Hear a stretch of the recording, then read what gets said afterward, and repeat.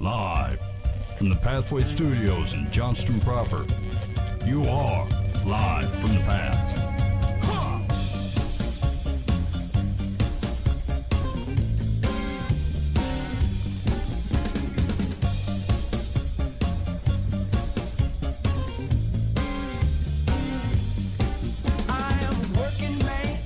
And you're listening to Live from the Path. We're coming from the Pathway Studios here in Johnston proper. Hey, man, Boofa looks like he's 10 years old in that opening. Did you see it? Yeah, agreed. I believe he was. I'm fairly certain that was about 10 years ago. Might have been 10 years old. No, that was probably 5 years. Anyway, I didn't realize I've not aged as gracefully. Put it that way. I just grew a beard and have hair now. Like, that's what I've got going for me. I have glasses. I have sunglasses. That count? I put glasses on the other day and somebody said I look cute. I need to get glasses. What? It works. Is it a cute thing? No, I mean, I don't. Ben, can I borrow your glasses? No. Do you have like an extra pair? No. No, I don't. I break them. That's why I buy new. As Christ-loving men, do you think it's a good or bad idea for me to go get like a set of those hipster glasses that don't actually do any vision enhancement? It's only for looks. Yeah. I mean, as long as if the question is prefaced, Ben, in my vanity, I wish to do the following. Then yes, I'm gonna ask that you stay away from that. That's fair. That's totally fair. All right, hey, you're listening live from the Path. Thanks for hanging out with us on this fine evening. Here's what we got going on the show. Boofa's got some Pope style advice. You got some preview on this Pope style? I'm gonna try not to give a really long one because you guys always yell at me about it.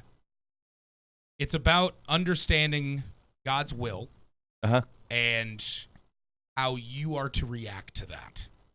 I mean, the question everyone always asks. Right. Pope Boofa's on it. I don't think I can answer the whole thing, but I think God's given me some serious revelation recently about a part of it. Okay. And that's what I'm going to offer you guys. All right. Jesus calling on Boofa. He's going to talk about God's will and what to do with it.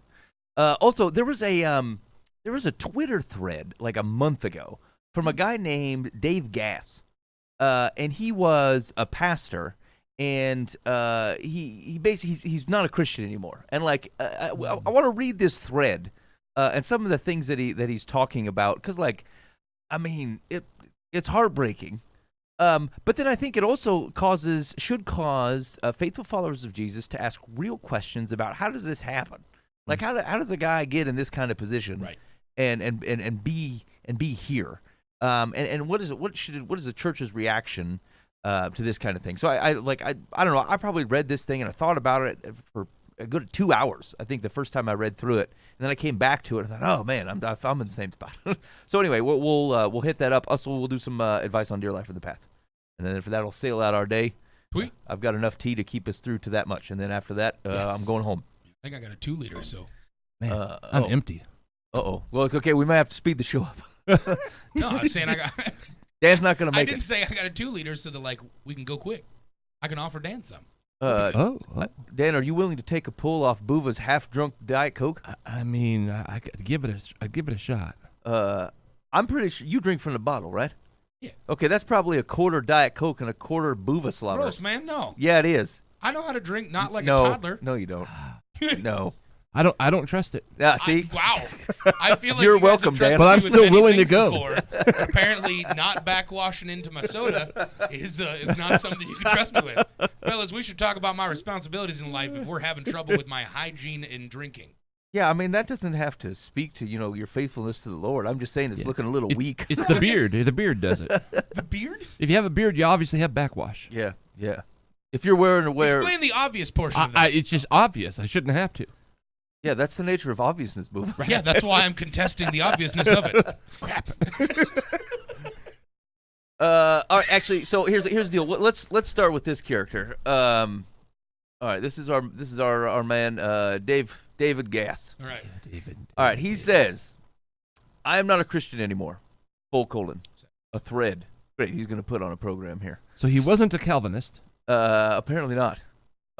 Sorry. Although I'm already going bad places. Here's the deal. I have seen that. Couldn't make it 15 seconds, Dan. I tried. Here's 15 seconds. Here's the biggest risk of that bucket of theology is like you cannot people bail from Jesus when they bail from Calvinism. They don't move from Calvinism to a sense of free will. They just decide they're on the wrong side of the lottery process. Yeah, And so because they're they have just to say, gone. "I never believed anyway." Yeah. Oh man, yeah. It's I never thought of it like that. It's That's a rough. it's a harsh deal because people they'll just bail completely because they tend to be so committed to that theology that they're either it is so right and they weren't selected, or the whole thing is bogus and they can't buy that any other side would be correct, like that there might be an Armenian thought or some shade of it. Yeah. And so anyway, it's a harsh. That's some big pitfalls. Yeah, it's difficult. Anyway, so he says, "I'm not a Christian anymore." A Full threat. colon. After 40 years of being a devout follower, 40, 40, Okay. 20 of those being an evangelical pastor, I am walking away from faith. Even though this has been a massive bomb drop in my life, it has been decades in the making. In which case, I might question the 40 years of being a devout follower. I was gonna say, maybe 10. Maybe devout's a strong word. Yeah, I mean, I'm sure his story is interesting. I I'm was just gonna saying, say, like, it doesn't really build his credibility to go to like, I spent 10 years as a devout follower, and then 30 years as, Kind of floated downward. I guess it was a downriver situation. he says, when I was in 8th grade and I was reading Greek mythology, it dawned on me how much of the supernatural interactions between the deity of the Bible and the mankind sounded like ancient mythology. That seed of doubt never went away. So he's had a problem since he was in 8th grade. Yeah, we're just going to continue to fight against his devout Christian for 40 years. Yeah. Here's the thing. Before we get too far down this path, I think this is a proper warning about someone's interaction with the faith of Jesus. But we got to be clear that, like, you don't just get to use language however you want. Right? Like, I would much rather him say, "Hey, man, ever since 8th grade, like, this all just seemed a little bit above me. Not that I'm dumb, but, like, ancient gods and interacting and virgins giving birth. And like, so, like, I've always just carried this seed of doubt in my mind. That is freaking honest. I accept that. I'm going to guess that he was a devoted to his religion. Yes, Dan. Right. Let's see if Dan calls it right. He says, "I was raised in a hyper-fundamentalist family, and it felt good to be in a system that promised all the answer and solutions to life." Yeah. Again. Buzzwords. Yep. So we just call it out as we see him. I don't see that Christianity promises that. Right. It promises the greatest of all answers and solutions, but like if you're cranking on every answer every day will be resolved by this notion of faith in Jesus. I don't know. I wouldn't advertise it that way. Any disagreements there? No. Okay. All right. So the problem is the system didn't work. Great. We agree so far. The promises were empty. Again, misapplied. The answers were lies. No period. I don't trust. As an adult, my marriage was a sham and a constant source of pain for me. I did everything I was supposed to. Marriage workshops, counseling, Bible reading together, date nights every week, marriage books. But my marriage never became what I was promised it would be. What's he missing? He did the books, Dan. See, books are written to sell. And they might have some good content in it. They might have some good stuff. But if you're putting all your faith into some book, like, hey, sex begins in the kitchen. I read that as a young man thinking, hey, this is really good. You serve your wife, you get all the sex you want. And I was about 10 weeks into that book, and I realized that's not true. And 40 years later, I'm like, yeah, it's still not true. I baked 30 muffins before I figured this out. Yeah. So here's the thing. Here's what he's talking about. He's got the shape right? Like when we talk about absolutely. like what would we do? Hey man, you need to read your Bible together. Date nights every week. You need to date your wife. Counseling, marriage workshops. I mean, I guess generally be like, yeah, but like underneath that, are you individually following Jesus? Yeah. That's because then they'll work. You are 100% involved in the system by your words. Yeah. You are involved in right, the shape of it. But like, if you do all of this and miss God, yeah, it's for naught. Those are the things. Those are the tools we give people to help them to get to a deeper level. After a but they don't make relationship you from get God to has a been deeper level. established. Yeah, exactly. Yeah, Like, yeah. This presupposes that you have a legitimate relationship and loving, lasting relationship with your Father. With all of those things makes sense. Yeah. But if you miss that, you're literally just going through the motions busy work. of what. Yeah. Yeah, exactly. 100%. Jesus busy work. It is Jesus busy work. now here's the thing: is that And this whole situation makes perfect sense. this is a secular shape. Yep. Hey, books, counseling, marriage workshops, and some of those folks are getting marriages to work out. So I'm just like, it can't be the books, Right. It can't be the marriage counseling. You're getting the shape of the thing, and like I've said this before, but like if you look at when we talk about community, when in fact like 95% of what Christians talk about community, the shape of that can be found in a local bar. Most Friday, Saturday nights. Okay, people you can spend time with. They love you unconditionally. They're willing to listen to your problems. Blah blah blah. Right. But it's the other 5% that makes the world of difference. That changes absolutely everything. One of those being accountability, I might add. Yeah. The bar guys aren't holding you to it, because your world just changes when you get in there. And so, all right. So anyway, so right now we're like, hey, I'm a devout follower. I got the shape of what I think cultural Christianity is really what I think he's. Yeah. The honest way to represent Yeah, it. he read How to Be a Christian on a macaroni and cheese box instructions. Yep. All right. I was fully devoted to studying the scriptures. I think I missed maybe 12 Sundays in 40 years. Well, don't you get a card? Shape. I had completely memorized 18 books of the Bible. That's impressive. And was reading through the Bible for the 24th time when I walked away. Okay. Who counts? Hey, here's dude, and he doesn't speak to this. It doesn't do good to memorize it unless it's applying. Right.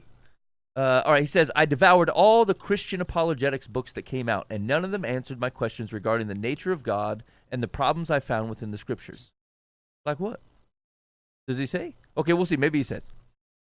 I found these books to be trite, dismissive, and full of pseudoscience and evidence.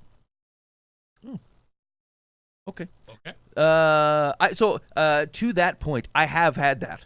There was a lot of bad Christian apologetic work out there. Yeah, it's still humans writing things. Yeah, and I mean, they're not trying. They're not having legit arguments. They're not interacting with smart people outside of of the theology. Actually, I've noticed this. There's some Christian-based homeschool curriculum that very much hits this too, where it's poorly done. And the God has true things to say, and you're dismissing some of the things that people are talking about as if people aren't talking about them. It does not do a service to the reality of God's truth. And so I would say that I personally have I've read some apologetic stuff and this is total garbage. It's not even a good biblical argument, let alone it doesn't address what people are actually talking about. And talking outside of that doesn't do you any good. So anyway, I will agree that some of that is true. I've also read many very good ones, and that you don't have to love the answer, but it's well done, and it's not trite or dismissive. Okay, I found these books to be trite, dismissive, and full of pseudoscience and evidence. The more I read and studied the scriptures, the more questions I had. Literally from the first chapter to the last, so many problems. And the more I learned about how the scriptures were canonized, the less I could believe in the inerrancy model that I had to espouse. Dan, you ever I don't know, you ever run into that? Personally, or you mean talking to people? Yeah, either one. Not really. Oh, really? Yeah. I guess there were times in my initial studies of learning all of what he's talking about, I thought, and then it's kind of moved beyond it. But yeah, I don't know. I know that it's a pretty fun thing. Actually, it's pretty popular, to be honest. To talk about how the scriptures were canonized. Hey, there were people involved. Right. And the truth is there's people involved in the whole process. Right, exactly. Every book is. That's why we put a guy's name on it. Yep. Paul. But it wasn't yeah, exactly. It wasn't the mood of the moment of whether it was in or out. There was legitimate. Yeah, that's that's the thing is that sources and citing things. Yeah. Right, and again, up to that point, you could reproduce the entire Bible in extant letters that we had, and here's the thing: is the exact people are weird. Actually, I run into this at work a lot. The presence of questions do not indicate the presence of a problem. It's not the same thing. Just because something popped in your mind and go, hey, that's kind of funky, or that could have been weird. Because here's the thing. The very same process of intentionally excluding something from Scripture because you don't want it in there, like from 1700 years out, looks the exact same as someone saying, this doesn't belong in here because it's false.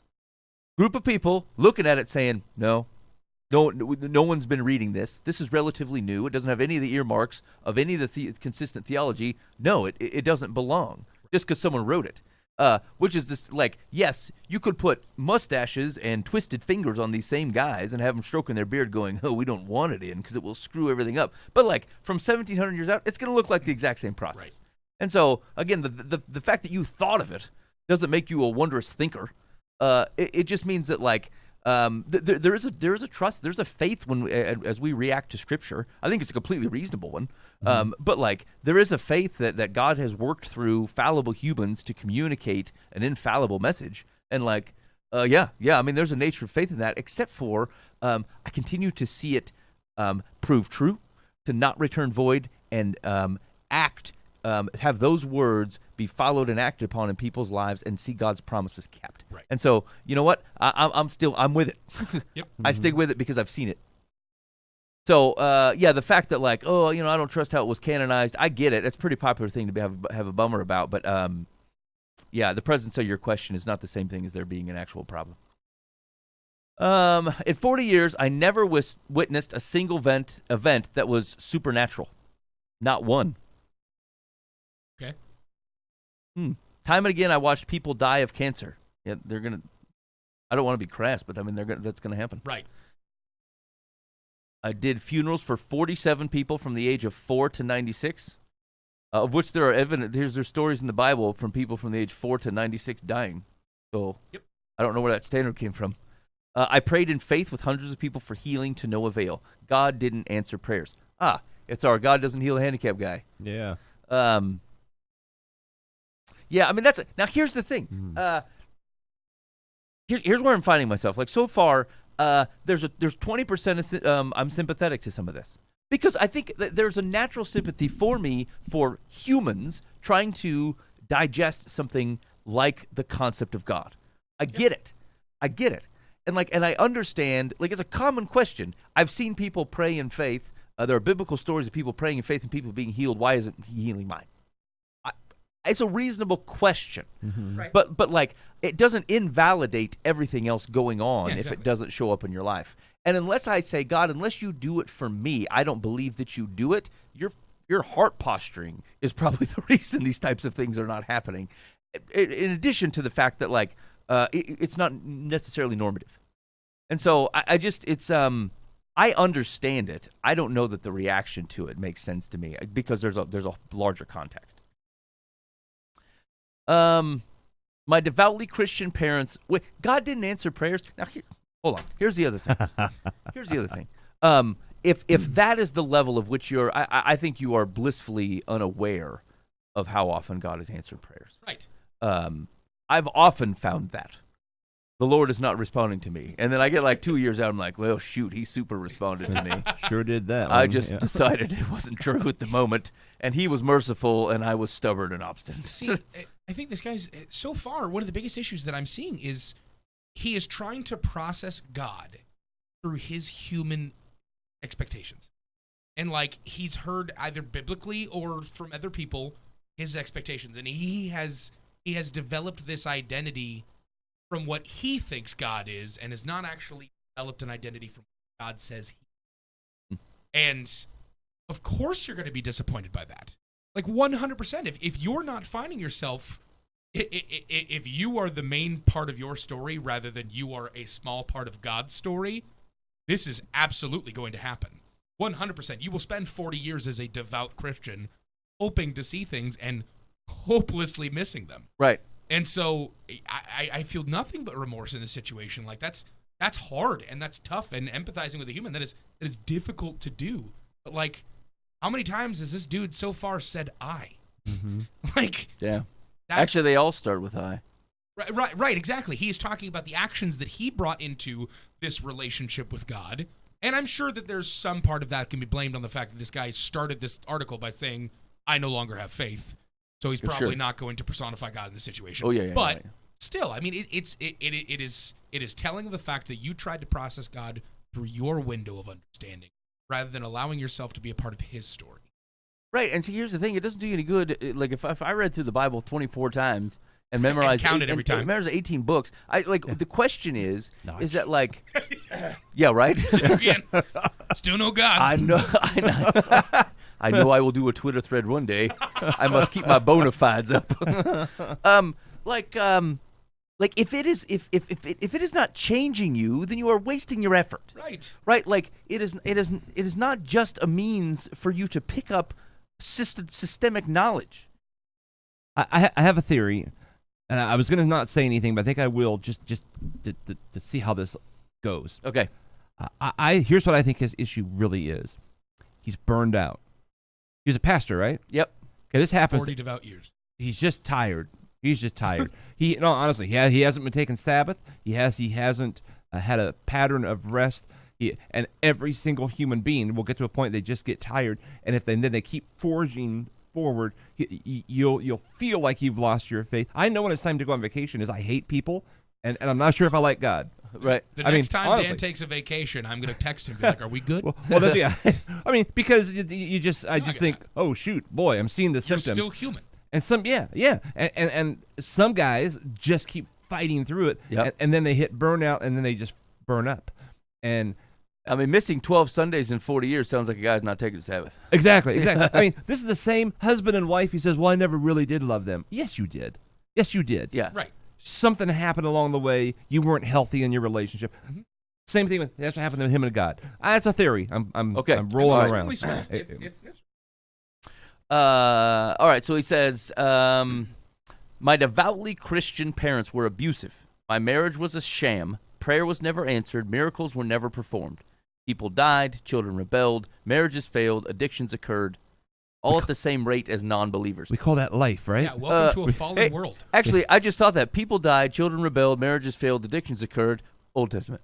Yep. Literally the entire thing, yeah, exactly. Which is, here's the deal. The Bible is the story of God interacting with the fallible people. And so I wouldn't be surprised to find out that the fallible people's story continues to have people acting in this way. Although I would have contention with all at the same rate as non-believers. That's not true. Yeah. Especially in marriages. That got pretty common over the last, regular 8 to 10 years or so to be like, yeah, we've got the same marriage failure rate. It's simply not true. A lot of that goes, and this goes back to however often we talked about surveys, is people's definition of evangelical or Christian. Yeah, it's the checkbox Christian. Yeah. Christian other. He says the system just doesn't work. Well, there you go right there. There you go right there. Man. This cultural, this blend of like Western Americanism, cultural Christianity stuff, system failed. Yeah, Jesus light will fail. Yahweh light will fail because he doesn't work that way. He doesn't offer a light version. Right. And so, yeah, like this seems like a balance of things that don't require like just submission to God. Take up your cross. It's a little gold chain. Yeah, you'll like it. That's what he meant. Are you saying that there's no diet Yahweh? No, there is not. There is not. He's only full strength? No backwashed diet Yahweh. Yes, he runs in full strength, and that's it. I think that's right. Yahweh's full strength is, you're unholy, I'm not. Don't walk in here without sanctification, otherwise you will die. Yeah, he knew we don't work well in systems. No. Literally, he developed the first one, knowing that we would fail it, and knowing that he would have to redeem it with his son's sacrifice, knowing full well entirely any system we will fail. And therefore, he has to show his love and his redemption and his grace. And knew it was going to work out because he is the one who does. And it's not us. Yep. It's not on our works, and it's not on our it's literally we have to trust him, have a relationship, have faith in him, and the one who redeems. And it doesn't sound like this guy has that at all. No. I mean, I hate to call that out because I obviously have been in this place many times. I think no, yeah. I don't want anybody to hear me wrong. I think most people are susceptible to any one of these things. No, absolutely. Again, from a cultural perspective. Mm-hmm. Like where if it's not grounded in kind of the right understanding of who God is and what He does and what that means for who you are and what you do, when it becomes a system, when it becomes a mechanization, it will. The mechanization will burn you out. Mm-hmm. It just will. And here's the thing: you should freaking know that, because if you know anything about how people are living somewhere else in the world, how faithful Christians who outnumber Western Christianity by a ton, I might add, are not working under all of our mechanizations. And so, like, if it doesn't have to be the same, then it can't be the mechanization that is the core thing. And it's not that it can't express itself in some of those things, but like if you've adhered to that, that's the problem. And like when people say it's not a religion, it's a relationship, the New Testament actually talks positively of religion. It's not mechanized. It's not said here's the factory of Christians. God didn't do that, right. And so we don't have to do that either. It can be expressed in a lot of different ways, and I think that's what the risk is. You subscribe to the newsletter of what it looks like to look and smell like the thing. And even here's the thing: getting the thing right doesn't promise any of these things. That people will still die, children will probably still rebel. Those are still symptoms of a fallen world. Heck, the first two people the Lord created rebelled. I mean, I don't know what type of standard you're looking for. That's very true. But it failed on us immediately. And He did it anyway. I think is the point. Like, you're like, this sucks. I'm like, well, I mean, in love, the Lord still gives them the ability to choose. Yeah. All right. So he says, I pastored mega churches and tiny churches. I did college ministry, camp ministry, youth ministry, music ministry, preaching ministry, church planning. Notch. I was going to say, I'm super excited for this guy's resume. And no Sabbath. Back to Dan's point. Everything in the church except work in the nursery. And what I saw was people desperate for the system to work for this. The system failed them. Jesus won't. Should have worked in the nursery. Yeah. Maybe that would have worked then. If he would have just done that. That tells you where his heart was. Oh, man. I would have loved if this guy had just been humbled for a second. Oh, look and at like all went, this. I'm the pastor of this mega church. Actually, nah, you guys take this Sunday. I'm going to go hang out with the babies in the nursery. And God just calls him and be like, yeah, man, this is what I wanted the whole time. Well, I mean, there's very few people on earth who can say I pastored mega churches. Yeah, right. I mean, I think he's Yeah, exaggerating. valid point, yeah. I mean, right? Hold on. Fact check. Wonder if you can Google if he's read the Bible 24 times. Okay, hold on. There's an article from the Christian Post. Let's see How many times has I mean, this he could have dude been on actually staff. I guess I was thinking as the head dude. So maybe he's just. Even regardless, this is still He doesn't even a look list 40. of his accomplishments. Okay. Yeah. Former pastor who most recently led Grace Family Fellowship in Pleasant Hill, Missouri, has renounced his Christian faith as a system rife with abuse and caused him mental and emotional breaks. Hold on. Man. Oh, wait a minute. Now I remember something that I read about this. So let's finish this. Yeah. And then I will and then I'll find that. Oh, I flagged it. Was that an article you flagged? Yes. Oh, doggone it. Hold on. We're holding, Ben. Sorry. Wait.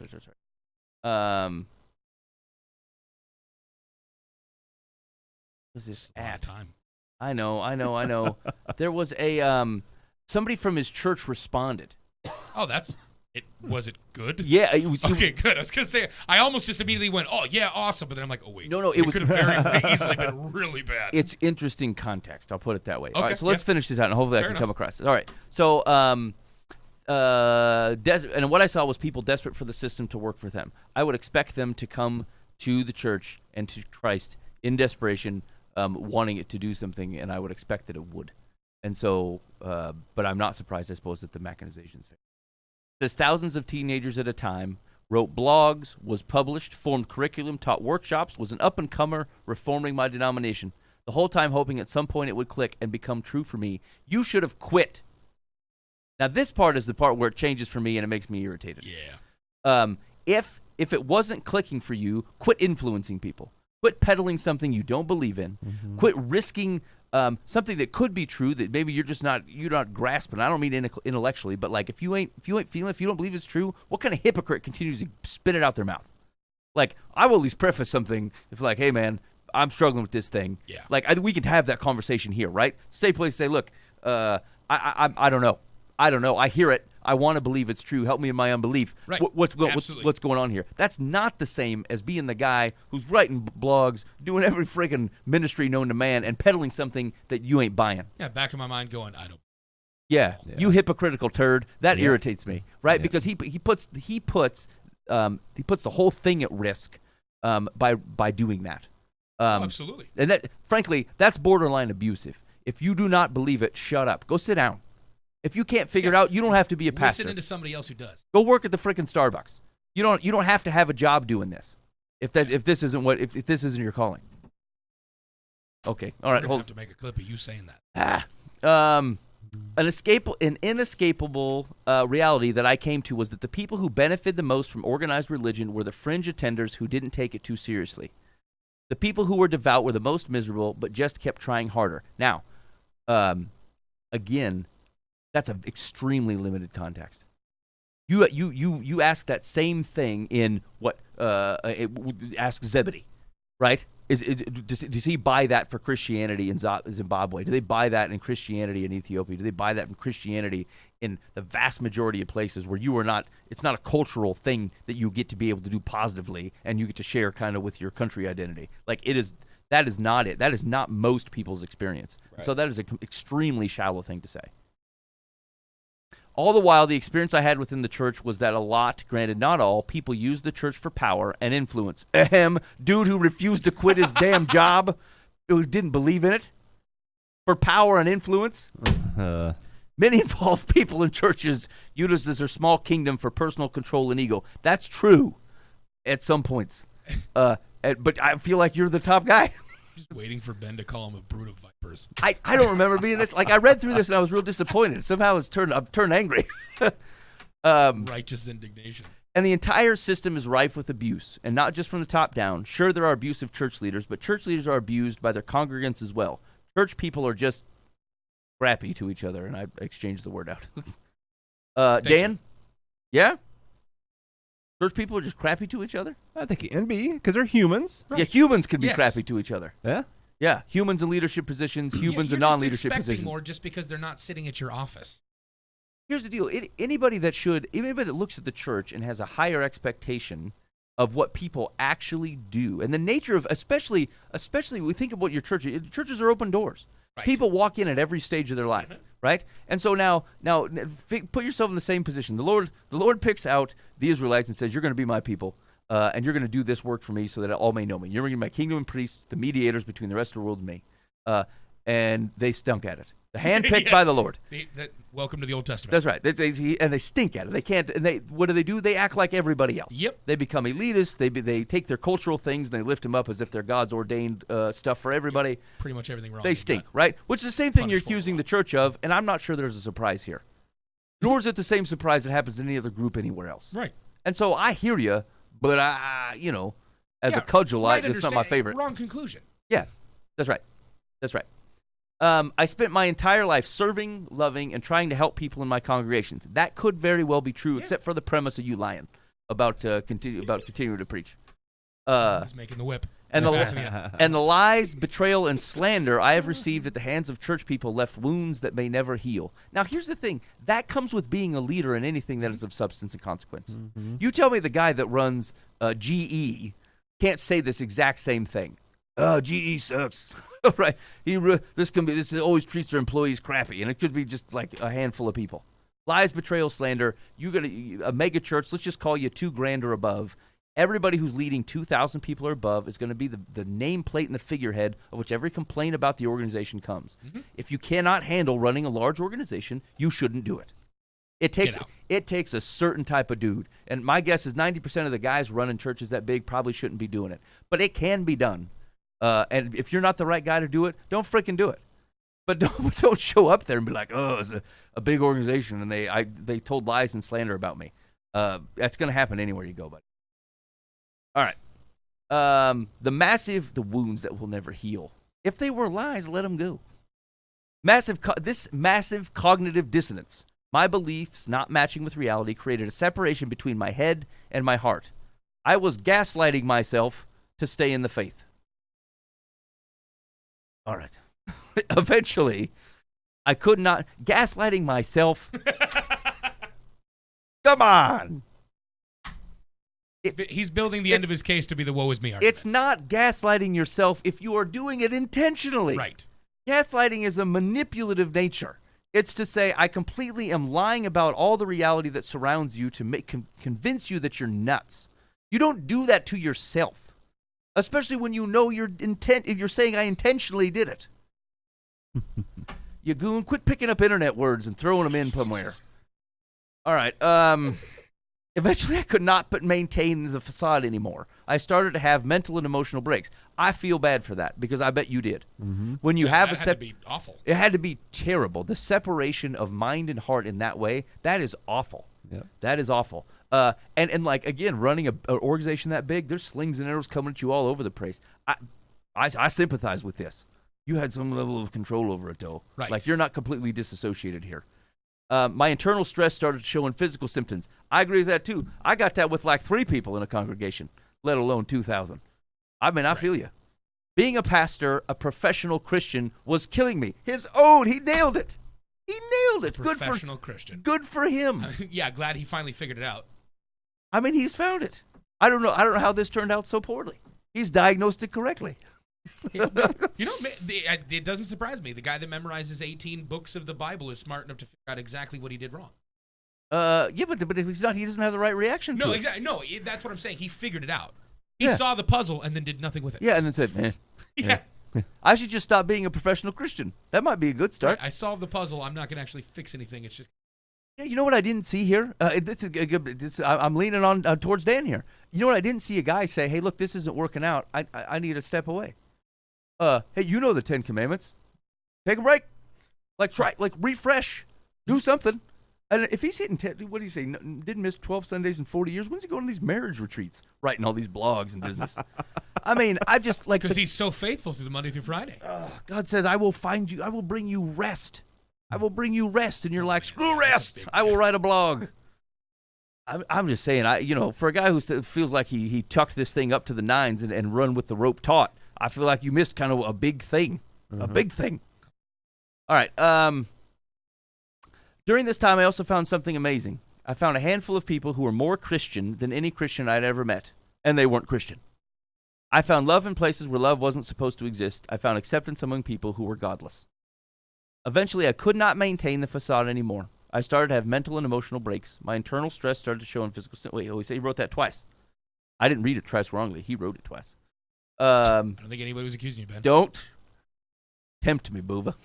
I'm animated. All right.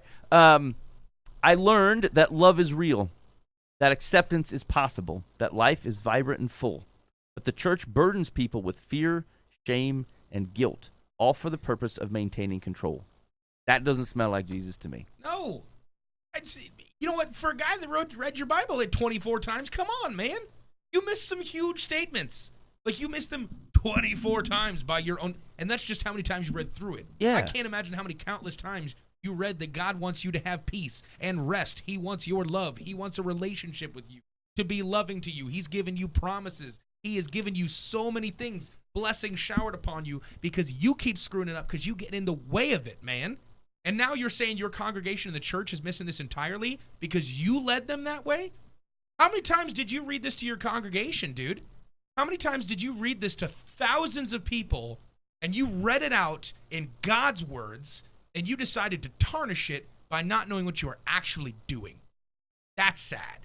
Yeah. That is absolutely sad. You're right. There is a lot of fear and guilt and shame when Satan is the one running things. When the enemy is doing stuff, he's slinging those arrows at you, just like you just said. When he's got fear and guilt and shame. Jesus is literally constantly telling you, stop being fearful and trust me. Stop being fearful and stop worrying and trust me. Guilt and shame are not meant to be there. Sanctification through the Holy Spirit in your life, calling out sin, but not to make you feel bad, to make you feel closer to him. That is the point. It has nothing to do with, oh, I'm so bad, I can't do this right. That's the whole point. Yeah. But your response is important to go, I'm so bad, I can't do this right. Stop freaking saying I and saying, I'm so bad, I can't do this right. Run to him. Because he can. Yeah, and he's the one who does this well. I don't know how many times, like, I don't know how many times I've when confronted with like feeling this burden of sin or something in my life, that my reaction was be like, thank you. Don't ever leave me in this. Don't leave me so that I don't know it. Like I hunt me down in all of it. Whatever. Absolutely. Like, and so like to read. Here's the thing, guys. It's this goes back to there's no Yahweh light. Like it requires everything, or you get nothing. Mm-hmm. Like you cannot. This Christianity light thing doesn't work. You cannot read the Bible and not want it to change you. If you're not open for it changing you, it will be a collection of stories. Right. And it will do nothing for you. And you will end up here and be like, well, I read it 18 times. And it will seem the same as Greek mythology. That's right. But let it change you once. Like, read it once and let it change you then. And then you're not having this problem. Like, that's I've run into this in multiple interactions with people. Is a bit like, I read my Bible constantly, and I'm like, and I'm looking at their lives, and I'm like, okay, how can that be? And that this is how it can be. I read it because I wanted something out of it. I wanted some kind of comfort from God, but I'm not willing for God to be able to say, look, these are the things of which you are separating yourself from me. I expect your life to change because Mike and Boov and I were kind of talking about this earlier today. In number 6, like God's got this whole big thing coming out of the tail end of Exodus, all the way through Leviticus, up through the first few chapters of Numbers, and it's all this stuff about what to do and how to behave and sacrifices and stuff. And like number 6 ends with, now Aaron, now that they've done all this, now that we're clearing all the chaff away, let them receive my blessing. And it's, well, God's light shine on you. It's the kind of thing you find in a card. But like, it's the thing that like, I'm clearing all this stuff away so that you can receive everything that I have for you of what it's like to be my people doing my work. What an honor. And what a blessing that is. And we're going through there like, yes, but I want to know that you are near me in my time of trouble. But I don't want to respond faithfully to any of the things, any of the chaff that you tried to clear away. And so the same people who are like, I that's all I do is I cling to Scripture. And I see 50 things in their life. I'm like, there's no way that you're clinging to it. Where are the fruits? And it's saying, hey, I want you to go do X, Y. And you're like, yeah, but I just want to stay here and cling to the thing that meant something to me. And like, it doesn't work that way. Love in the Hebrew is not an emotion. Love in the Greek is not an emotion. These are both actions. The concept of an emotion does not exist in either one of those things. And so, like, again, your system allotted for the shape of the thing, but like, it requires an all-in. And like, no, God's kind of upfront with that. Right. Like, He's pretty clear that there's an all-in here. Yeah, again, it's not the fine print. No. Mm-hmm. It's the straight up, this is what I expect. Yeah. The greatest commandment is love the Lord your God with all your heart and with all your soul, with all your mind. He says it straight up. That is what I expect first and foremost. It is a command to love. Narrow door. No one gets to God except through me. Like, these are very clear things. Right. All right. You missed it 24 times. I was part of a system that enslaves people. Yes, you were, and you were to blame. Yep. And I was both a slave and a slave driver. Thank you for owning up to that. We called chains freedom and misery happiness. Hold on, I want to come back to this. We had impossible standards that we could not meet, so we turned the attention on others so the spotlight wasn't on our own inadequacies. Again, you cannot be reading the Scripture. The point is that it is impossible. That is the point. It is impossible for you to do. Stop putting yourself as the covenant leader in this. Stop putting yourself in God's place. It's just like I said. If you try and interpret God through your expectation and your will and your plans, it will always fail. It will constantly and always fail. When you flip the narrative and understand that you are a part of His plan and you are a part of His will and you are to be interpreted in His actions and as a part of His story, then you understand, well, maybe I'm not so important in this. I need to shut up. Yeah. Okay. Now I'm angry. I know, right? Well, and so, here's the thing. I want to love the guy. Like, I want to give him a hug and be like, dude, you don't realize God loves you so much, it's crazy. No, but He's involved in this. So when He says we had impossible standards, like, so here's the thing, and this is the crux of the deal, right? Is that like to your point, Boov, I think we recognize that like we're not Jesus. That's why there's a Jesus, because we're not Him, right? However, the standard to live like Jesus within the realms of a humanly body is because through that the world is most properly blessed, right? To the extent that we are in step with what the Lord is doing. Just back to our number 6, like let's clear out the chaff, and we get the fullest extent of what the blessings of God look like. For the most part, peace. Again, not worldly blessings, right? But like the types of blessings that God gives, the good ones. And so, like when we say we had impossible standards, it's the fight for it is good. Right. It is good. And we said when we called chains freedom, we talked about this. I feel like recently that like I don't look at a good solid fence that keeps me from jumping over the Grand Canyon as a problem with my freedom. Man, it's holding me back. Yeah, like look at these chains. We're like, hey man, you're free to wander around. We put the gates up so you wouldn't fall off. Well, doggone it, I will not be hogtied. I'm just sitting in these chains. No, what? No. Again, just don't jump off a cliff. Internet words. I don't like this. Yeah. All right. Eventually, we turn the attention on others so the spotlight wasn't our own inadequacies. Again, humility is a core tenet here. If you have to turn the attention on others so you don't deal with your own inadequacies, you just cannot. I don't even know what you're teaching. What are you filling up time with on Sunday? Right. I look at these things and I'm like, boy, I got a lot of teaching to myself this week. I hope you all also benefit. Eventually, I pulled the lever and dropped the bomb. Career, marriage, family, social standing, network, reputation, all gone in an instant. Things that you stole on your lack of belief over a year by continuing to take those things when they should not have rightfully belonged to you. Yep, this house that I built on sand has fallen. Has fallen. Oh no. I'm Didn't pretty see sure that coming. if you would have if you would have listened to the Bible you were supposedly reading and teaching, maybe once you would have gone, "Oh crap, I guess I was warned about this." Except that his system, he figured, was the rock. Yeah. He put it, that's been his issue. It's the motions. Yeah. He put his faith in everything that sounded right, but nothing that actually was. Yeah. Well, and here's the thing is that like I get it. Like as you move, as you come to faith in Jesus, it's normal to start taking on the shape of things, right? Like we have this. Hey, you should join an accountability group. You should join a small group. You should start going to this. Here's a Bible reading plan.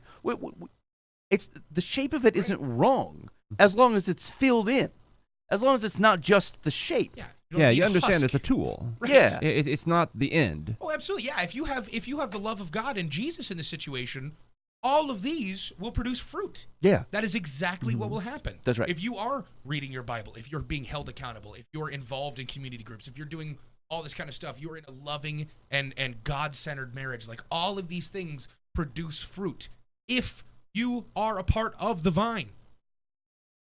Yeah. I'm struggling. So this is hard. This is hard because like when I first saw that people were talking about this, I thought we're got to be a lesson for the church. We've burned a guy, and we've not handled ourselves well. And like the more there's probably aspects of that in here, but he's propagating them. Right. Yeah. Exactly. He's got some responsibility here. This is not a failure of concept of the bride of Christ. This is someone that was involved in a church that missed it. It's the difference between the building and the body. Yeah. And here's the thing. You can have the body in a building. Oh, 100%. And you can have the shape. But like it's just like there's the core thing has to be right. Yeah. Otherwise exactly. the other stuff is not going to work. One is people showing up at a building, and one is the bride of Christ living actively and serving and loving. Yeah. He says, eventually I dropped the bomb. Everything was gone in an instant. And honestly, I didn't intend to fully walk away, but the way the church turned on me forced me to leave permanently. For those of you who want to yell at me, this guy, that's fine. Oh no, he's going to call me out. I know that many will call me an apostate, say I was never really saved. I didn't say that. Nope. I don't know that I believe that. I think you just caught up in a blinding thing, a success of the enemy here. That I was a wolf in sheep's clothing, and that a hotter hell awaits for me. Here's the thing. I don't expect that this was his motivation. No. I think frankly this is the most successful possible deceit of ye old antagonist, right? Is to get somebody who has a heart that wants to do the thing and then gets caught up in the shape of it. Yeah. And misses like gets the exercise right, but never is not. It's tough to tell, right? Because I don't know this guy. I just know what he's saying here. But like where that underlying faith in Christ, and like and being willing to humbly turn that stuff over to Him, and then like let your systems work them out as it comes from there. As long as that thing remains the core, but that doesn't feel like this at all. And so like, I think this guy was Pickens, and I think he got picked. And so no, I don't imagine, and this is true for most. Then they take those surveys and they're like, comes back like 25% of pastors or 50%, like somewhere that like they don't believe in some of the stuff that they teach or something like that. Yeah. And you're like, how could this possibly be? And it's because they're right for the pickings. And it comes to some of the stuff Dan was talking about. And so like it's one of those things where like if you're gonna take that role, like you got to be right for it. You got to be the right person for it, because like it's not an easy thing. And so I don't think this guy's heart changed. I think he fell into a deceit, and then it just played itself out. And unfortunately, it burned him, and it burned scores of people on the other side of it. And that's too bad. Yep. That stuff. I'm sure he was. Yes, that's the thing. It's like I think that is a wrong reaction to be like his intent. I don't know if I think his intent was probably for good. I think he probably wanted good. He was subject to a fallen world. Right, and just and walked along with it. And there's truth in there. There's ability to find truth, but like it doesn't look like the shape, or it looks deeper than that. Yeah. Let's see. You say that I was a wolf in sheep's clothing, and that a hotter hell awaits me. And to you I say I love you. You don't even know me. My heart, your fake shallow Christianity means nothing to me. Nor your false love. Ben calls out the truth. Because it's not an action. When did you hug me last? I reject your emotions. My heart is tender towards you. That also sounds like internet language. To those of you who have been in my congregations or under my teaching, preaching, I sincerely apologize. I thought I was right. I thought I was doing the right thing. I believe that. I thought I could fake it until I made it. So I'm going to go with that. I believe that, although he had the means to know the difference. Yeah. Had the means to know the difference. I thought I could fake it until I made it. I was wrong. I'm sorry. I love you. I have lost everything. But here's the thing. It doesn't sound like you did. Right. You gave it up. Your marriage already I mean, yeah. Like, that's what I'm saying. It's like you didn't. No one stole this from you. You stole it from them, and then got upset because you finally told the truth about something that you've been feeling since 8th grade. Right. And so this is a reckoning of your reality. Mm-hmm. You didn't lose it. You didn't have it to begin with. You thought you had it. That was a deceit. Yeah. Storm came. Yeah. I'm sure, but maybe that's the underlying problem in some of these relationships too. It says, I gave literally everything to serving Jesus, and walking away has cost me everything. Again, I reject this pity party on your behalf.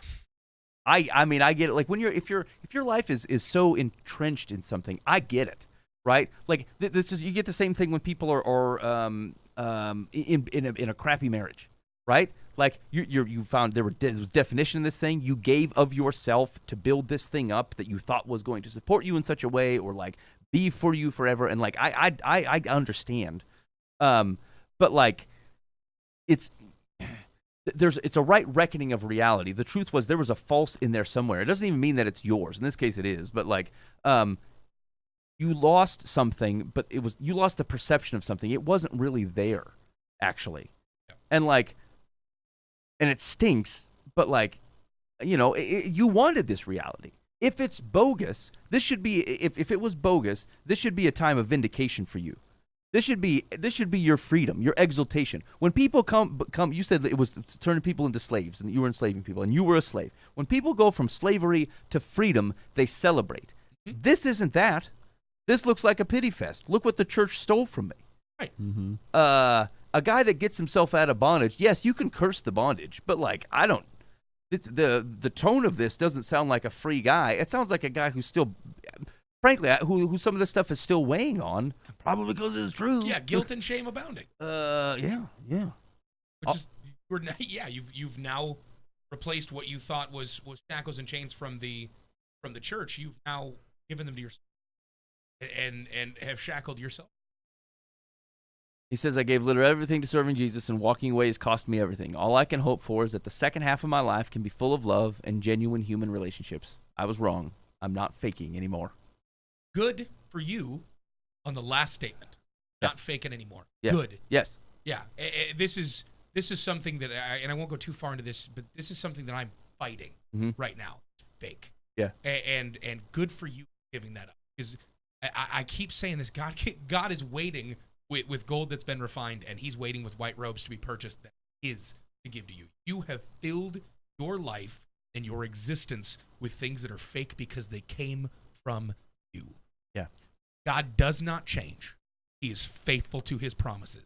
If you can humble yourself now and realize that you've given yourself fake and unreal things, if you ask him for real, he is going to show up and he will give it to you. He is faithful in that and will fulfill his promises. Yeah. You have a perfect opportunity right now. I've screwed up for 40 years. Yep.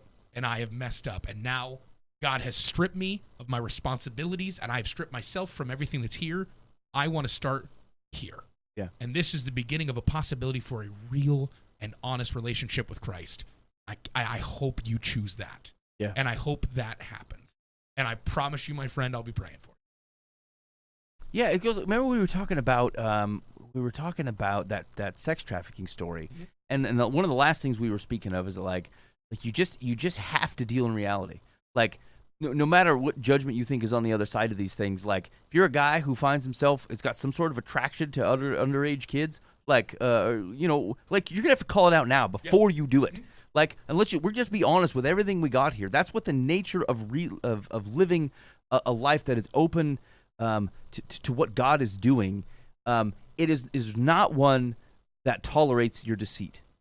Right, the thought that like, oh, this isn't a thing for me, or like your where you have unbelief. Let's talk about it. It's not even sin. Like a lot of the unbelief that Christians struggle with, it's not sinful unbelief. It's just like, hey, we're struggling with this concept of a holy God and a me, and like, okay, Jesus appreciates when you bring that to him.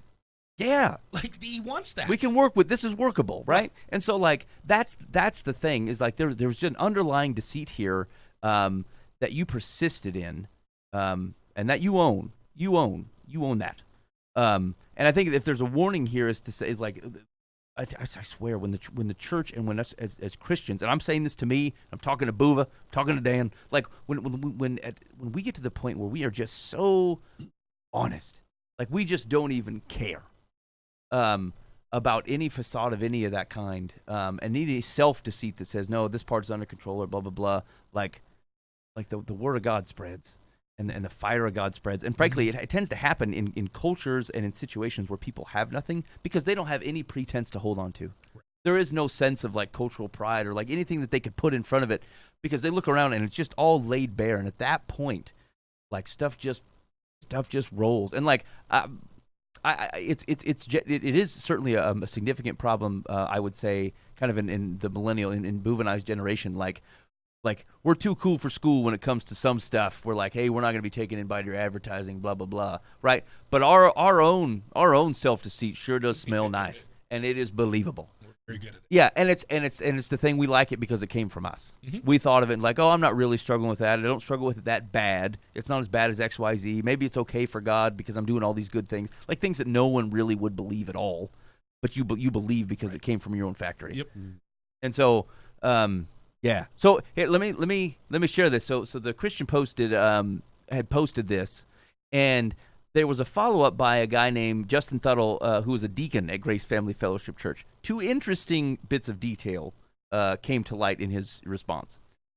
He went on Twitter and said that Gass was not entirely forthcoming, which I laughed at in a very immature fashion, about his faith journey, and branded him an unrepentant sinner. He tweeted, he says, yes, he was my pastor when he walked away, in quotes. He actually just slept with a married women in the church and got caught. He never repented, and they still live together. And you think, wow. I see. Last year, all the information came to light. The affair happened for almost a year before it was uncovered, so the whole I did everything right in my marriage part was kind of funny until I saw how many people liked his story. The Christian Post reached out to the church for further comment Tuesday, and a representative who asked to speak anonymously said Thuttle's response is accurate. He said, Justin's input is accurate. I would only add that, and this part is funny, to our knowledge, none of the churches where Gass was on staff were megachurches. And after he resigned, he cut off all communications with anyone from Grace Family Fellowship. So if you remember, the last thing he had said was or one of the last things he said is like, I didn't want to walk away, but they basically The did. reaction from Oh the yeah, church is what I didn't intend to fully walk away, but the way the church turned on me forced me to leave permanently. When it says that he resigned and then didn't talk to anybody else, so we didn't even get a full. I'm already mad at this guy, and then he's sold me a bill of goods. Yeah. Generic baking powder. No, we see this constantly. This is literally symptoms and is pitfalls of men and women that have this relationship with God that's filled with rather than the other. And this is telling of a fallen world where our job is to respond and to find our rest and peace in our. And when we purchase anything that is even a fraction less than what God had, this is what happens. We get caught in sin. We get caught in human things. God has set this up understanding that is exactly, and he has warned us of it. And he has shown us what it looks like. And we keep. We have sad where, and I hope, but for nothing but guy. See, when Jesus is the Lord of your life, the system is irrelevant. All the little church settings, denomination, whatever system we're talking about, is irrelevant. It's vibrant, it's active, it's alive, it's energizing, it's fulfilling, it's all those things. But if you're the Lord of your life, you will poison any system and every system that's religious. Yep. And he struggled with who was God in his life. Right. Absolutely. Yeah. And yeah, I still don't. I'm still kind of listening the whole time, going, I don't know if it's the Sabbath thing, that could lead to that, or it could be just a blend of all of it, or maybe I'm just full of hot air. No, and I think you're right. I think there's it's very likely, right? Like all that stuff kind of combined. Right. Unrepentant sexual sin, now that we know about, it's got that situation going on. It's got understanding who's the Lord of your life. I mean, it is unrepentant sin. I can't imagine he started out fresh out of college or into college as an unbeliever. Yeah, right. I mean, he believed this. No, absolutely. He absolutely did. No one starts this path so that's the blend, without some amount of faith in God handling this. Yeah. And he always dreamt of being in a mega church because he mentioned he was in several. and what happened was he failed himself when he decided to become the Lord of it. Yeah. Yeah, you're absolutely right. Yeah. It just slid into it. And then rather than owning up to it and being a freaking man and a son of Jesus, he decided to run and continue to sin. Yeah. Man. Yeah, and that's a good. I mean, it's just a lesson to all of us here. Like, there just isn't any reason to continue a charade. Right. Like, let's just be honest with where that. Like, here's especially that a charade is implicitly a show for other humans only, right? Because God is obviously aware, right? So, like, whatever posturing you have, you know that the Lord is not fooled, whether you believe in that or not. And so the charade is specifically for other humans, which even the notion of that is a posturing that otherwise points to the wrong direction. And like, it's a risk, I think, for everybody. And like, whatever nooks and crannies that may exist, I think we just got to go. We don't have time for this. We got God-sized stuff to do. Yeah, there's work to be done. There's no reason to get hung up on this kind of thing. Like, let's just call things for. You're not going to find. Like, here's the thing. The guy who says, "Look, I got the inkling that I might be wanting to pursue a sin that I haven't pursued yet, but I want to get in front of it." Great. Like, there's no shame in that. Yeah. There's no shame in saying. There's victory in that. There's no shame in saying, "Look, there's parts of this. There's an old text here, and I'm not really taking it all in, or it's confusing me. Can someone help me?" That's why God put people on the earth to help. That's what they're for. Hey, there's this concept of an all-knowing, holy Creator God who I don't get to see. When everything else I get to experience physically, I'm struggling because it's new and different. Yeah, okay.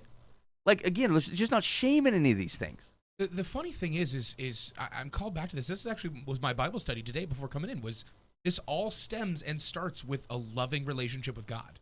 If you love Him and call Him your Lord and your King and you believe in Jesus Christ as his son and as your savior, and you call the Holy Spirit in your life, the Spirit is literally God's gift to us to stop this crap from happening. Mm-hmm. Like when we are obedient and in his arms and in his hands and loving him, the Holy Spirit intercedes for us and shows us that is sin in your life and calls it out. And our job is to respond and trust in faith and in action. And stuff like this doesn't happen. Right. With God's system and him at the center and him as Lord and him loving this, he sets this up for you, realizing that without him, you fail. With him, you succeed. That's how it goes. It all starts there. That's the nature of it. Yeah.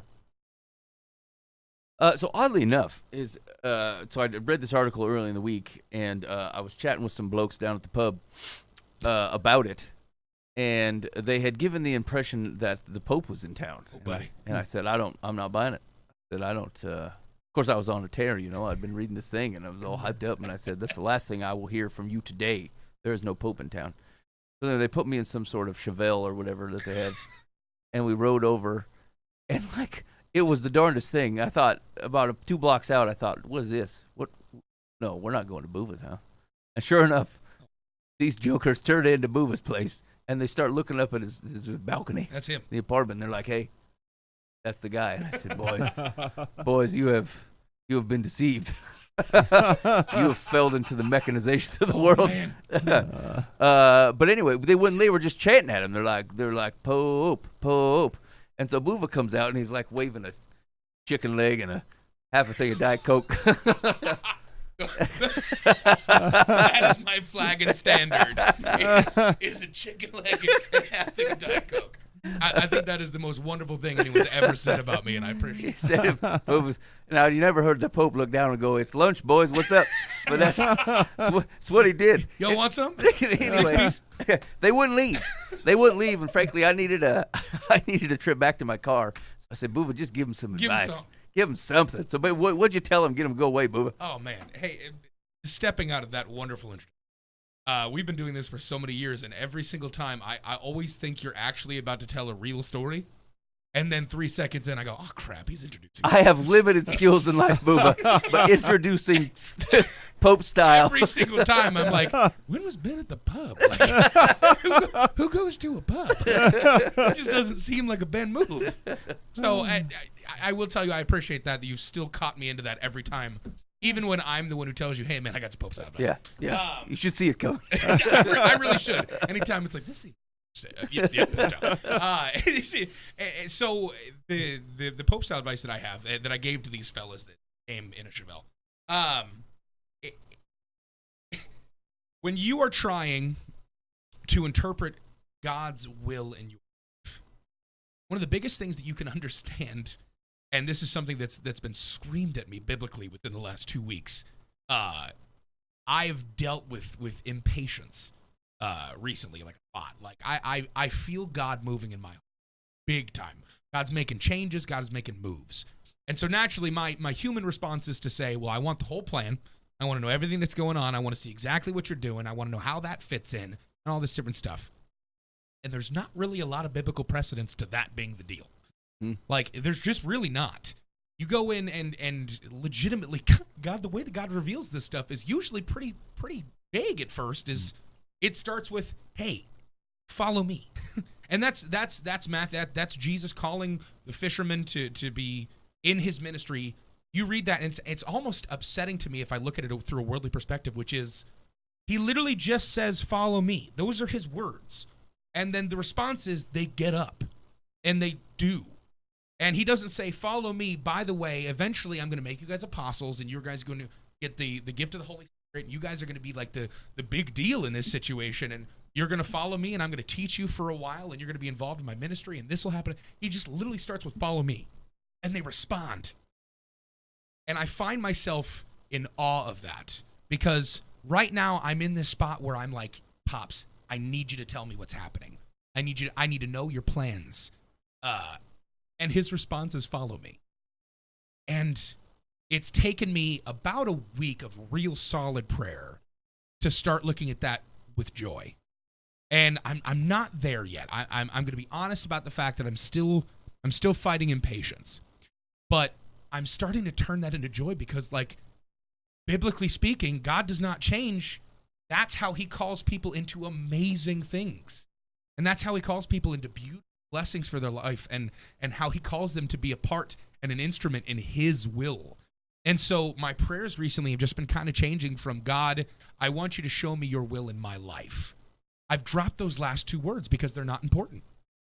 And that's what's really changed a lot, is I stopped asking him for his will in my life. I don't need to know my specifics. I just need to know how I fit into his story. I don't want to know how, when I'm 70 years old, I'm going to tell some great story about what I did for God. I don't want that. That's not biblical, and that is not the way that he calls us to work. I want to know how I can fit into his story. And that paradigm shift for me has been so influential with really hearing things. Like, I've struggled for my entire life feeling like I actually heard something.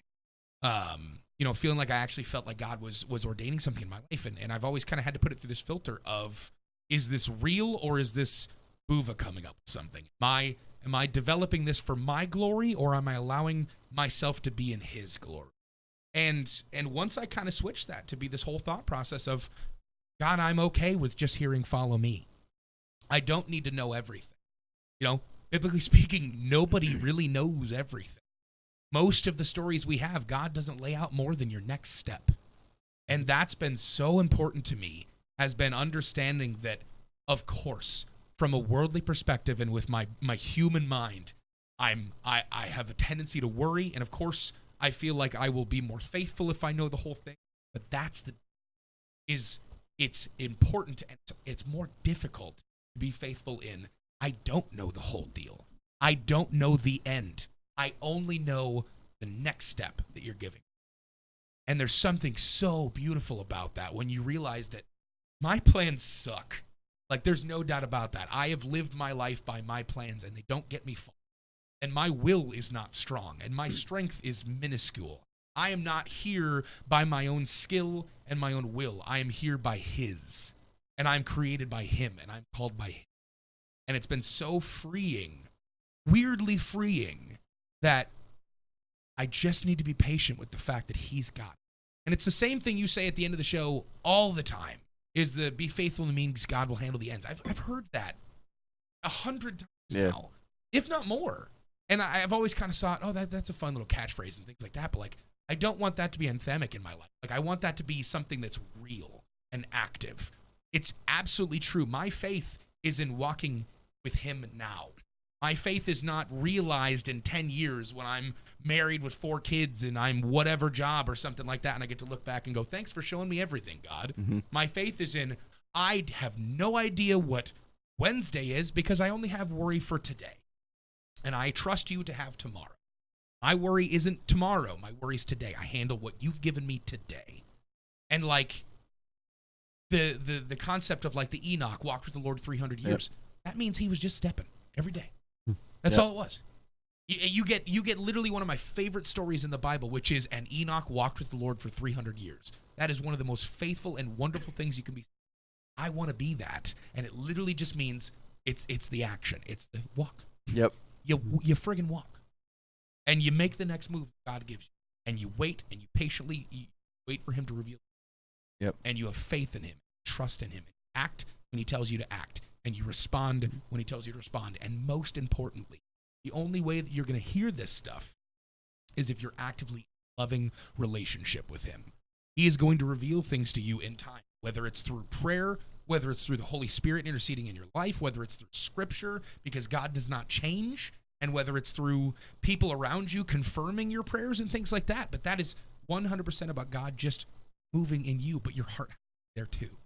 And so that's the two things I got for you. I'll call it Pope style A and B, which is understand that you have to be faithful in the means, and understand that his plans for you will be revealed his time, not yours. And second off, the way that you hear those plans to be in a and caring relationship with him that is active, personal. And then I told them to get off my lawn. And I got home and had a very interesting story to tell my wife. I said, I saw the Pope today. And he lives in Altoona. He lives in Altoona. He was wearing a shirt that said "Our Biscuits," and it made me really uncomfortable. Right. I wasn't sure what was happening. Someone stole his hat and gave him a chicken wing. I don't know what goes on in My this. flag and my standard, my half-drank Diet Coke and my chicken wing. It's think about how that Pope style advice ties to kind of the conversation we just got out of. Is that like we you won't be able to hear God speaking if you're so insistent upon having your own conversation. And if your conversation generally won't, it comes forth in the way of, well, here's what I want to do, and here's what I'm thinking about doing, and here's what type of person I am, and here's how I behave. Like, some of those are things that you want, some of those are human-focused desires, some are lies that you tell yourself about whatever it's the chaff, right? You've got a stack of chaff that is you created out your own face, and it's very difficult to hear God speak when you're doing that. And so, like, yes, a lot of times people find we talk about notions of hearing God, sensing God more clearly during times of kind of intense prayer or solitude. And I remember Mike talked about this, like that works because none of the other distractions are there. But like at its core, it's not that everyone, I think, is going to hear from God in the same way or in the same method. But like, I mean, if you've not tried actually clearing out chaff and say actively fighting against unrepentant or persistent sin, actually allowing, like, giving God space to be God and do the things that he wants done, as opposed to laying it out for him and asking for his blessing and the things. Like, if you can get yourself out of the way, certainly you have an opportunity to hear and for things to come through clearer. Because oftentimes we just want it. We just want the output. We just want them to say. We just want God to say, "I'm going to go ahead and do what I want. You scream over the top of that, and then once I hear that, I'll give up the stuff that I'm doing." And so we either choose to do that, or it's just frankly how we persist. We just continue to act in such a way and say, "Well, if God wants my attention, He'll get it." Mm-hmm. I mean, yeah, but that isn't quite how He works, right? Like, He could do just about anything, but He's given you the ability to invite that in, right. And He wants you to. And part of that way isn't just, "God, will you speak into my life?" God says, "Yeah, I'd like to, but you keep wanting to have conversations about this pornography that you really dig on, yep. and these lies you want to tell at work, and these ambitions that you have. Like, you don't really want to hear from me, and so I'm not going to interrupt your conversation that you've sustained for 20 years with something you don't want to hear anyway." And so, yeah, I think that's the core thing. It's not there is a sense of effort there, but it's a willing to clear chaff and saying, "Look, I so want to hear from God. I'm willing to throw everything out until I can hear it clearly." Yeah, we always want everything to be sensational too. We're out looking for the giant to slay. Yep. Okay, God, I'm going out. Show me a giant. I'm a man of faith. I'll do what you want. And we always forget that started with, "Hey, Dave, take this sandwich to your brother." Yep. Right. I mean. Right. Oh, hey, yeah, the giant thing happened, but that wasn't the task. It's our pride and our self-importance that get in the way of it. Like, literally, God says that, like, if He can trust you with little, He will give you much. Mm-hmm. And we want to skip the little. We want to go right to, "I want to be Moses." Yeah. You don't. Moses wasn't ready to be Moses. Right. Like, he tried to reject the calling. Moses started with, "Hey, I murdered a guy, and now I got to go spend 50 years in Midian." Like, literally, like, you're not ready to be Moses. Outside of David, like, realistically, everybody in the Bible who does anything major is like old or maturing. Right? Like, you just don't find, like, was Abraham in his 70s when he was called? Yeah, so like if you think about all these faith folks, and we're like, "I want to be like them," and like what is guys spent 14 years to pick up 2 ladies, like, we're like, he's gonna do great things in his life. He spent 14 years working in a field, right? And then crop rotate, and so like it's that kind of thing. And you're right, like, even those measures, they're human measures. They're like, why would I want to be Moses? Because it'd be cool if I were Moses. And like, if you have 2 people that can start the sentence, "Hey, it'd be pretty cool if," you'd much rather have God start the sentence than you start the sentence, because your "it'd be cool if" is probably not going to be near as cool as you think it would be, right. And God's "it would be cool if" is twice as cool as what you think it's going to be. Because what happens? You get to the end of 40 years and you think, "I never was Moses. I quit." Yeah, right. And then you write a blog. That's right. Or a Twitter or whatever. It's a good thing Twitter's here, because no one else is listening to me. When your life is fulfilled with your plan, you're going to be. Like, Your plans stink. Yeah, your plans. Well, suck. and here's the thing: if you're going to create your own plans, at the very least, don't make them sound like they're God's plans. Yeah. Right? Then they most certainly will fail. Yeah. Like I can plan to go to the store tomorrow, and I Right, might was gonna say, succeed in that. Plan for dinner tomorrow. Yeah, Like, hey man, I'm gonna make something fancier than I did before. Sweet, those are your plans. you can execute that. That's going to be Absolutely, fine. yeah. But like if I say, hey, I I'm got a gonna bring home really sushi. good plan, and I'm going to be the pastor of a church this size. Mega churches. Yeah, and we're like, you know what? That sounds like God's arena, and I probably shouldn't be making promises on God's behalf Right. in His Absolutely. arena. He says, I don't care if you get tacos tonight, but I'll settle as to what church you're going to be in, and to what size, and to what Let effect. me handle. All right. Oh, man. Get off my lawn. All right, we got one advice here. We got to get this show on the road here. Let's see. Great start. All right, here we're gonna. Sorry, I was trying to pick between two. All right, dear Live from the Path, my husband and I are expecting a baby in a few months. My father and his wife asked. Must not be your I was mom. gonna say that's My pretty. father. Wait, what that? Yeah, my father and his wife. My father. Oh, my and his father wife, and that his is yeah, but stepmom. Yeah, Okay, must 100% be. stepmom or hated mom. Yeah, could be. Yeah. I didn't. You're right. You're Mother, right. I do not claim. Pretty much. Okay. My father's wife asked if we would like a large crib / changing table / shelf combination they took a fancy to at an antique store. I politely refused and explained that there's no space in our small apartment. They sent it in anyway. They got it. Now I have to figure out how to get rid of it because it takes up most of the living room. The piece can't be returned, won't fit in my car, and I can't lift it anyway. Sounds like it's not going anywhere. I mean, you said your husband he does live there, right? Oh. Anyways, I'm hoping the thrift store will pick it up. My questions are, must I send a thank you for a gift? I explicitly asked them not to send, and what should I say when they discover I've given it away? They're going to be angry. And how do I prevent this from happening again? Yeah. Send a thank you card with a receipt for you giving it to the Goodwill. Yes. That'd be hysterical. Someone Thanks for will the tax deduction. Someone will enjoy this. It can't be me. Here's like, I get that that's an inconvenience. Mom and his wife, or dad and his wife should not have sent it. If they felt like they were just trying to, it's a fake, whatever. Have a real conversation. Why are so many of these just dripping with, I don't know how to interact with a human being? Yeah. Well, I think she's asking how to interact with human That's beings. what I'm saying. It's sad to me. I And mean, how many here's the deal. I reject their we sent it anyway. They're grown. These are grown people. They're grown-ups. Agreed. They shouldn't have sent it. They should have sent it. Yeah. Oh no, they're 100% at fault for doing it. They Hi. just didn't care. Hi, I gave it away. The gift We was don't have more room for it, important. and I didn't want it. The So feeling good about sending a big gift was more important than actually doing Yeah. something else. I reject this. You know what? There's a bucket of behavior from grown-ups that look, just because you're a grandparent or something does not give you an excuse to be ridiculous. If you are old enough to have raised someone who is now going to raise someone, right. you should be able to go, they don't need it. It's not that important to send. They probably know what they need. Right, exactly. Yes. They, Listen to them. The husband can probably look, hey, I understand the parameters of our apartment, and you just sent how many inches it is? No. Takes up the whole living room. Now, and this is not the same thing. You want to sneak the kids cotton candy and stuff when I ain't looking? I get it. Okay. That's Fun grandma, that's a grandpa. prerogative Yes, of yes. a grandparent. 100%. Fine. Live your life. Sending giant furniture to my apartment? Antique furniture that you probably thought, wow, that's expensive and fancy. We need to send somebody that. No.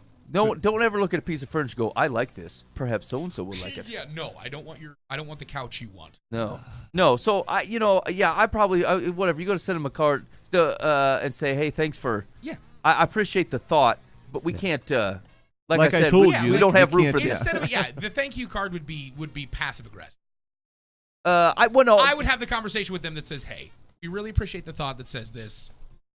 We can't use it like we said. We told you Yeah, that we told you we beforehand. couldn't. Do you want it back? Do you want it back to either get your money back or trying to give it, bless somebody else with it? Yeah. It's like, waste Bless that the for us. daughter you really love. Yeah, exactly. Like, hopefully they have another kid that could be like, oh, man, Beth didn't really want this, but Susie might love it. Yeah, you can be self-important in that situation. All right. Yeah, I don't. You're no pretense to keep it. I don't. Again, people always have the sense they want to tack on a bunch of stuff to like really embolden their case. Yeah. Like, of course it can't be returned. It's an antique. Okay, it won't fit in the car. Like, I can't lift it. I don't expect you have to do this on your own. Sounds like you're in an apartment. Certainly you have neighbors. Your husband, I'm sure, is a capable man. Unless you're so socially awkward that you have no idea how to walk up to someone. Like, my dad and his wife sent me a really, really lame, like, entertainment center for kids. Yeah. We got to get rid of this. I mean, isn't this what Craigslist is for? Like, need help, $10. Yeah, exactly. Somebody get this out of here. If you're not trying to get money out of this, you can get anybody to come get that. Yeah. There will be people that will come cut it in half for the spares and get it out of the apartment. I'll pay you $5 to come get it. Someone will get it. Yeah, exactly. Yeah. You're making a bigger deal out of it. Okay, so do we have to send a thank you gift? Thank you card? No. No, that would be fake. But you have to have the conversation. Yes. Right. How do Thank them for it. Tell them you didn't need it, but don't be fake and send like the picture of the dove and it says thank you, we love you so much. Yeah. And it says, how do I prevent this from happening again? I mean, you can't. Literally, I mean, people who are going to act like this are going to do it. You cannot change, especially your parents or your father and his wife. Yeah. You know, I've got a really great situation coming up in the near future. Both of my daughters will each make probably triple what I make. I will never be able to give them anything other than a, hey, look at that. Yeah, good job, you. Yeah, well, love you. So I'll never have this situation. Well, shoot, Dan, we prepared you for a reality that will never exist. Hey, man, good. Yeah, don't ever send your daughter something that they expressly say, hey, Dad, we can't use that. I don't need that crap. Actually, you could have a lot of fun with this and send them things that are ridiculous and like that aren't expensive, but they definitely don't need and force them into the situation. Like reusable Kleenexes or whatever. Right. Hey, I thought you might want some of these. Hey, do you guys by chance want this stuffed monkey? It's about $40 and it's 10 feet tall. Are you interested? No, Dad, we can't do that. Well, I already bought it. It's on its way. I'm sending it your direction. Luckily, Amazon's delivering won't today. fit in your car. Actually, the Amazon has caused this problem because, like, you can have it sent somewhere else. You can order all kinds of crap for next to nothing and just send it to someplace. You don't have to take it over. I'm very glad that the Lord has not given me more funds than I already have because I would have way too much fun. I'd send people books that they have no business reading. Yeah. All kinds of stuff. You can have fun with that. Did you order poopery? What is this? This but I like send me a gift of a Lego Millennium Falcon? Yeah, I did. I figured your house needed some more Star Wars in it. Secular says, write your father and stepmother a sweet note, thanking them for their thoughtfulness, and include it with it a photo or two that show it crowding your living room. That's a step farther than what I thought. You know what? Take this. You should eat a meal in it. That'd be hysterical. Here's the deal. Like, use it as a table for the dinner, and that would be funny. Put the TV on it. Here's the deal. Ben's general advice in life: don't put yourself in the middle of things that are unnecessary. You want to show a picture? You put yourself in the middle of an opinion. Yeah. Hey, here's a picture. We're going to show you what it looks like in our living room. You think it's too big. What are they going to say? Oh, we think it looks great. We love it. Now what did you do? Exactly. Do not put yourself, stay out of things where you end up in the middle of things that cannot be arbitrated. This goes with being in the middle of arguments between people of which you cannot discern the truth. This goes for getting in the middle of two people's opinion. This goes for not inviting someone else's opinion when it is irrelevant to your action. It simply does not matter. Don't send the picture. To prove, you don't have to prove your opinion. It's your house. You're perfectly feasible of having your own opinion, saying, look, it's too big for our living room. Well, we think it's fine. Well, it's none of your business. Right. It's our living room. You don't pay for the living room. That's right. You bought your own living room. Put whatever you want in it. Yeah. We told you we didn't want it. I don't feel bad. You know what? Send it back and make them adopt a baby. Yeah, this is not a problem. So yeah, don't there are ever. Kids who don't have parents. They can use this. Here you don't try to out-clever yourself by trying to prove your opinion. Just have one, and that's good enough. Because it can be your opinion all day. Yeah, it's your pride and self-importance that mean you have to prove it anyway. Yeah. Get out of the way. And it's saying the next time you talk with them, explain that space is tight, unless they saw the picture and thought it was fine, and offer to have it shipped to them. I think not. What are you going to, what? Giant changing table drawers? You going to spend $90 to ship this thing to them? No. This is terrible advice. If they agree, you're off the hook. If they don't, sell or donate it. As to preventing this from happening again, much as you may wish to, you can't control what other people do. You tried that before, and it didn't work. All right, fine. I'm agreeing with your last bit of advice. Everything else ended strong. For heaven's sakes, don't follow that. Hey, you've been listening to Life from the Path. We appreciate you hanging out. It's a longer show today. Hopefully, you had a long jog or something. Yeah. You can burning the calories and burning your ears off. Hey, you got feedback on the show? Shoot us a call or a text message. That's 515-517-0085. That's a live from the Path complaint line. 515-517-0085. You don't have to complain, but we just figured that was the most reasonable use of it. Most likely. Yeah, but I mean, if you have something nice to say, you can do that on the complaint line. It'll make me uncomfortable. Yes, that's for us. In the meantime, we'll see you next week. In the meantime, be faithful in the means. God will handle the ends. You've been listening to Live from the Path.